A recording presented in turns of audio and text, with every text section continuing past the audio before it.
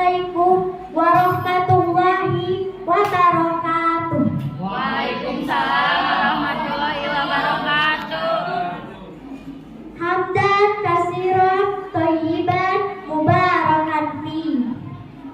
Wassalatu wassalamu ala asrofil anbiya'i wal mursalin wa ala alihi wa sahbihi ajmain. Amma ba'du. Dewan juri yang saya hormati dan teman-teman yang saya cintai dan banggakan, alhamdulillah saya berdiri di depan teman-teman sekalian. Inilah bukti bahwa Allah Subhanahu wa Ta'ala telah memberikan nikmat yang sangat luar biasa kepada kita semua.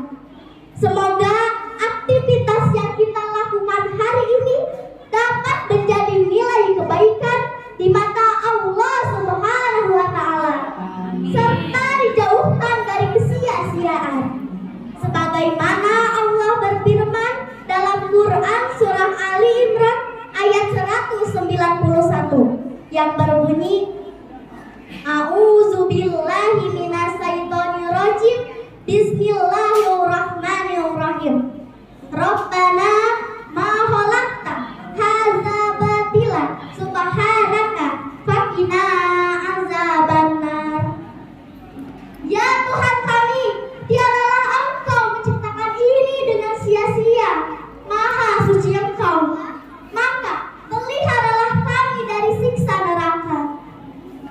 Salawat serta salam semoga terlimpah curahkan kepada baginda kita, pemuda dari padang pasir yang sangat gagah berani menggulung tikar-tikar kebatilan dan merubahnya dengan menggelarkan tikar-tikar kebajikan, yakni Nabi Muhammad Sallallahu Alaihi Wasallam. Kepada para keluarganya, para sahabatnya, kepada para pengikutnya umat Islam sekalian. Amin ya robbal alamin. Hadirin yang saya hormati, salam juara Indonesia Jaya mencerahkan semesta. Dalam kesempatan ini, izinkan saya berpidato dengan judul Etika Bermedia Sosial.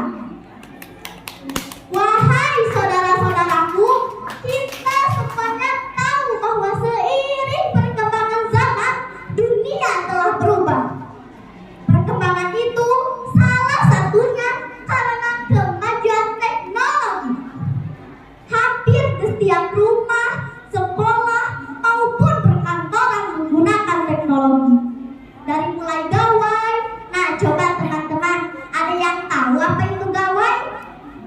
Gawai itu adalah handphone. Lalu kemudian TV, internet, itu selalu hadir menemani kegiatan kita sehari-hari.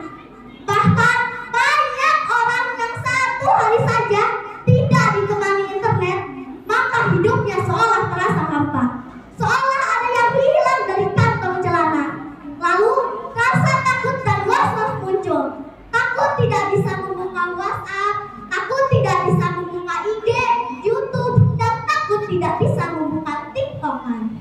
Itulah fakta bermedsos. Hadirin yang dimuliakan Allah, berbicara soal medsos, saya ingatkan terdapat dua dampak yang akan berpengaruh terhadap kita semua. Dampak yang pertama adalah dampak positif, dan dampak yang kedua adalah dampak negatif.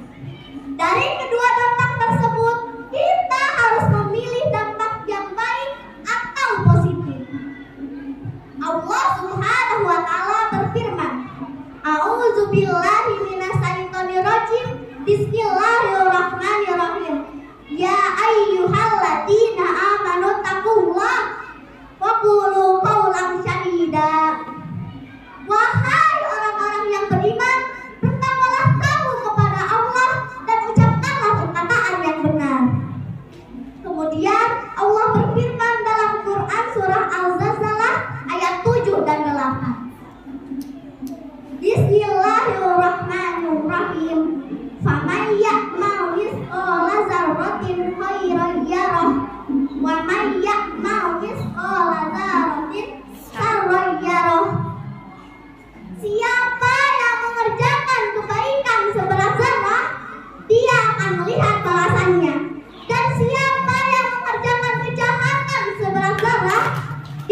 melihat balasannya.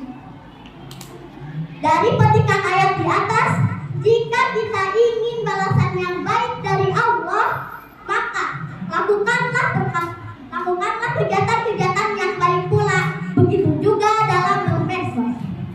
Ada kiat khusus dalam bermedsos untuk mendatangkan kebaikan, yakni 3B. B yang pertama adalah belajar. Setiap kita diberi kesempatan oleh orang tua untuk memegang gawai, maka hendaklah kita mempergunakannya untuk belajar. Boleh bermain YouTube, asalkan untuk belajar. Boleh belajar mengaji, boleh belajar tentang sains, boleh belajar tentang sejarah para nabi, boleh belajar tentang pengetahuan lainnya. Dengan belajar itulah kita menjadi anak pembelajar dan terpelajar. B yang kedua adalah berpikir kritis. Media sosial adalah tempat serba ada, dari mulai hal positif sampai dengan hal yang negatif. Maka sebagai anak pembelajar, kita harus berpikir kritis dalam memilih dan memilah mana yang baik dan mana yang buruk. Dan janganlah kita menghambur-hamburkan waktu dengan cara bermain medsos seharian. Misalnya di rumah tiktoker, di sekolah tiktoker, makan tiktoker, main dengan teman tiktoker, bahkan sakit pun bermain tiktoker. Apalagi tiktokan yang hanya joget-jogetan saja. B yang ketiga adalah bersilaturahmi. Dalam sebuah hadis Rasulullah SAW mengatakan, barang siapa yang ingin dilapangkan pintu rezekinya dan dipanjangkan umurnya, maka hendaklah ia menyambung silaturahmi. Maka jadikan medsos ini sebagai alat untuk bersilaturahmi dengan cara menyapa, menanyakan kabar, memberi kabar, saling mendoakan terhadap teman dan saudara. Maka rezeki pun akan dibukakan oleh Allah Subhanahu wa Ta'ala. Sekali lagi, ingat 3B: belajar, berpikir kritis, dan bersilaturahmi.